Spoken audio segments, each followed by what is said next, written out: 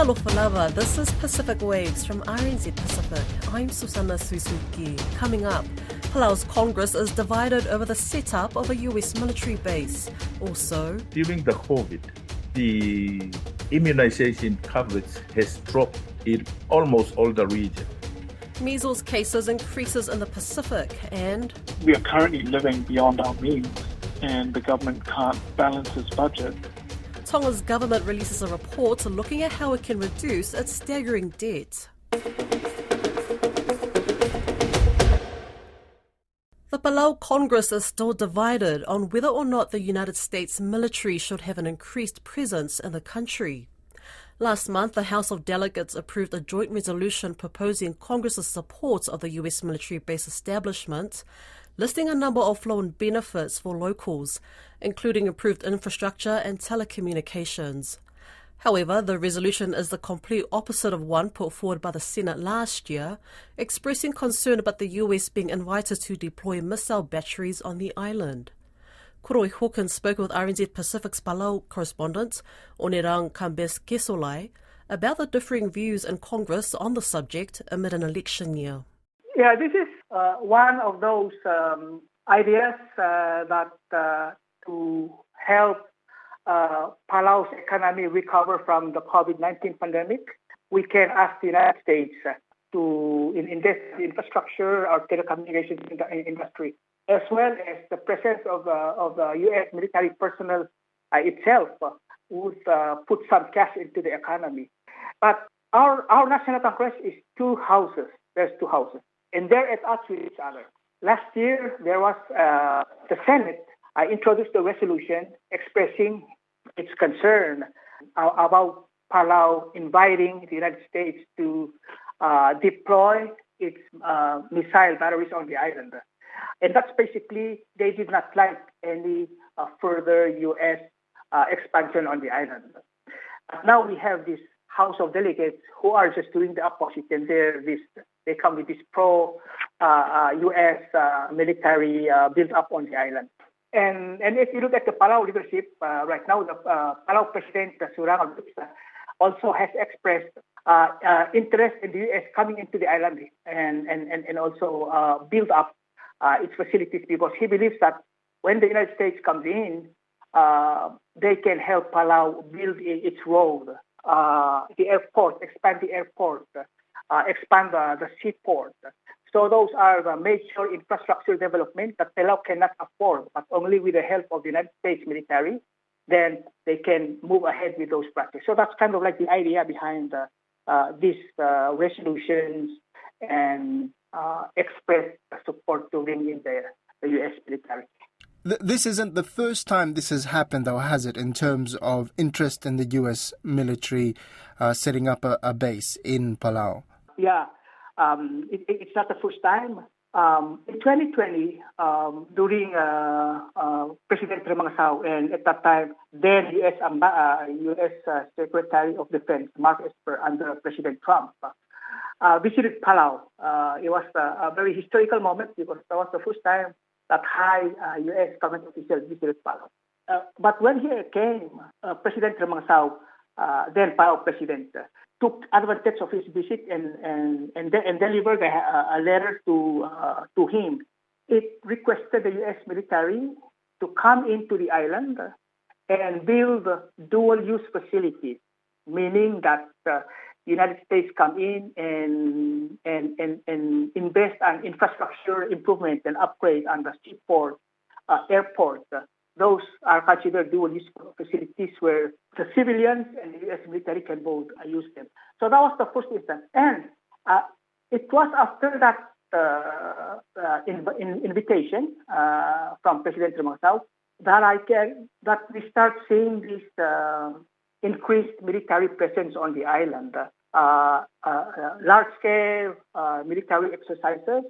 Also, we have two smaller islands, we call them states, to the south of the main island, and these were heavily bombarded, or a heavily a war took place in those areas. And now the U.S. military are in those areas, and they're doing airfield improvement. So in case of Peleliu Island, there are militaries there, and they are doing airport improvement in that village. So those are the kinds of actual development, infrastructure development that Palau leaders are seeing when the U.S. military comes in. And just going back to the joint resolution from the House of Delegates, can you explain what that is, and does it pertain to actual action taking place, or is it just a thing for debate, or is there something that will come from this joint resolution? So the joint resolution, it's joint because it will require the approval by the two houses of Congress. And at this point, the House of Delegates has approved it, and it has been transmitted to the Senate to act on it. So the resolution encouraged the President of Palau, President Whips, to work with the United States government to establish a United States military base in Palau. Once the House of Delegates passed it, and then the Senate, for example, passed it again, then it officially expresses the wish for Palau National Congress to the President. And it also gives a President permission to go ahead and start a formal discussion with the United States to come and establish military base in Palau. Even though Palau has a compact of association with the United States, which is a defense and security treaty, but the President, this would help the President because if it comes from the National Congress, it would help with explaining it to the Palauan public that the President did not do this on his own. He did it with the people's representative who gave him this permission to go ahead and start the discussion. Right. And what is the likelihood, do you think, given the previous sentiments from the Senate, that they also give their blessing for this? I think won't get the Senate approval because earlier the Senate passed a Senate joint resolution, and that resolution was to express the National Congress position, against the deployment of missile batteries in Palau. That resolution did not pass the House of Delegates. It's still there, but they did not pass it. So in politics, this also will not fly because they did not entertain the Senate resolution. So the Senate has no reason to entertain this House of Delegates. According to the World Health Organization, measles cases have increased by 225% in the Western Pacific region. Cases jumped from just over 1,400 in 2022 to more than 5,000 last year. WHO Western Pacific Regional Director Dr. Saya Ma'upiukala told Caleb Fotheringham there was a drop in measles and rubella vaccinations during the COVID-19 pandemic. I think the Pacific Island countries remains a high priority for the Western Pacific region. With the current situation of increasing outbreaks globally, increased tourism-related travel to Pacific Island countries following the end of the pandemic, and the risk of measles importation as happened in 2019, I think it was the right time to share the news that we released last week on the 225% increase in cases reported in the region from 2022 to 2023. So I think Pacific is still a high risk of measles outbreak. Just on that, the 225% increase in the region, can you provide some insight why that has happened? During the COVID, the immunization coverage has dropped in almost all the region globally. Now, the work done by WHO is to encourage the vaccination coverage now. Because of that COVID-19 outbreak, the widened gap of immunization. For you to protect the member states, they have to have a high vaccination coverage, which means 2 doses of measles vaccine. So some countries managed to do the first dose. And with the outbreak, they did not manage to do the second dose. So filling the gaps now is what we encourage member states, the importance of high vaccination coverage at the moment. Okay, so when the vaccination rates dropped during COVID, was that because people were feeling fatigued from vaccinations? Just sort of wondering why people missed out on their vaccinations during that period. I think the health workforce were concentrating on COVID-19 vaccination and then forget about the routine vaccination, not only measles, but other routine immunization schedule. So after the COVID-19, people are going back, filling the gaps that happened during the COVID-19. And how is that going? How are the vaccination gaps getting filled? Is it successful? As we mentioned before, there have been countries, Papua New Guinea, Samoa, they have gone and done some vaccination campaigns. Have they been successful in doing so? Since 2019 measles outbreak in the Pacific, series of measures were taken to improve population immunity and surveillance capacity.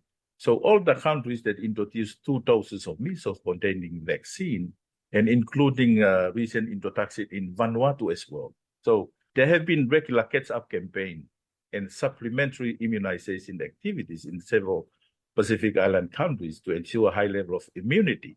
So the vaccination campaigns and catch-up in 2022 and 23 in Fiji, Kiribati, Republic of Marshall Island, Micronesia, Palau, Samoa, Solomon Island, and Vanuatu has been going very well.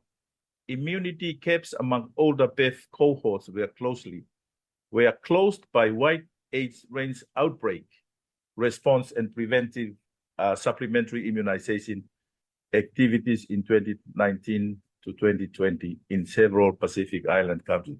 So the catch-up or vaccination campaign is a successful for Pacific Island countries. So are you feeling confident then this increase will plateau and then hopefully decrease? Yes, that will definitely reduces the risk of children being sick and also prevent them from being deaf. Because I believe and I think that no child should get sick or die from measles. The only thing that we can do is make sure that they receive the measles rubella vaccination.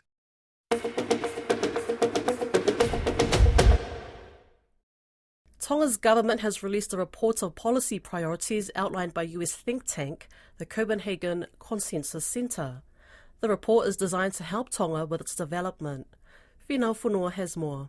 The scientific report outlines areas of development that would best reduce government expenses. Virtually all of Tonga's national development is funded by foreign donors, such as the World Bank, the governments of China, Australia, Japan, New Zealand, the US, among others. The author of the report, Bjorn Lesman, says many development projects are determined by foreign donors. A lot of development aid obviously comes with outsiders telling we would like to fund this or that and the other, MFAT in New Zealand or DFAT from Australia and many others. But what this document really does is it makes it possible for Tonga to now say, oh, that sounds very nice, but actually we would like you to pick from some of these things that are most effective and things that we want. The Kingdom of Tonga faces many challenges exacerbated by a struggling economy and consistent deficits in its annual budgets. In 2022, the country recorded an external debt of over $195 million. From climate crisis mitigation to the maintenance of basic infrastructure, the country is dependent on foreign aid to fund projects. Tonga's legislative speaker, Lord Whakawhanua, who has been involved in the creation of the report, says it aims to help the government financially support itself. We are currently living beyond our means, and the government can't balance its budget. And so reports such as this will be instrumental in ensuring that the government gets the highest outcome for social and economic benefit for the people from the government's interventions. Key priorities identified include digitization of tendering processes, early warning systems, more health clinics, and diversifying exports. The report was presented at a public event last Friday in Nuku'alofa and was attended by Prime Minister Huakavame Liku. The Prime Minister says it would help Tonga meet its development pledges with foreign bodies. It is also a key responsibility to ensure that regional global development frameworks, such as the UN Sustainable Development Goals, the Forum 2050 Pacific Strategy, the Sendai Framework for Disaster Risk Reduction, the Paris Agreement on Climate Change, and others. The digitization of procurement projects was one area identified by the report, which surprised many. Lord Whakawhanua says according to the report's analysis, digitization would improve the government's savings. For all public procurement, if it was to be digitized, that would cost government an estimate of $10 million. But the benefit, it gets a BCR rating of over 100. And in terms of saving, the government will save $3.7 million a year. And so just doing that alone will benefit the government, pay for itself. Over 46.5% of Tonga's budget for the 2022 to 2023 period was funded by foreign donors and covered all of the government's development projects. For 30 years, native Hawaiian Solomon Enos has been creating art, using a wide variety of mediums including oil paintings, book illustrations, murals and game designs to explore themes around collective consciousness, ancestry and identity. His clients have included Google and Disney. I caught up with Solomon, who was recently in Aotearoa and the Marshall Islands. I began by asking him how he got started in art. It was from a very early beginning. Growing up out on the Waianae coast on Oahu, I had a family that was really a part of helping to change the community through reconnecting culture, and so Hawaiian culture to the land. And so I got a lot of ideas, and I also got some of my dad's art supplies, and just a lot of aloha from the family, and a lot of stories to tell. Cool. We're going to talk more about reconnecting with the land and cultural identity, but I understand that you were recently in Aotearoa, New Zealand, specifically in Hokianga for a month-long residency. How did that opportunity come about? Oh, it was really a wonderful experience. I applied to this project with Janelle Murphy and Natasha Hanisi, and it's an opportunity to make cultural connections.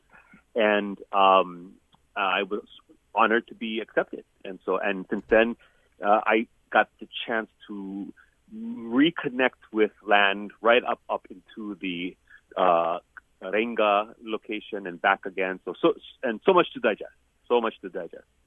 And you're also in the Marshall Islands. What brought you there?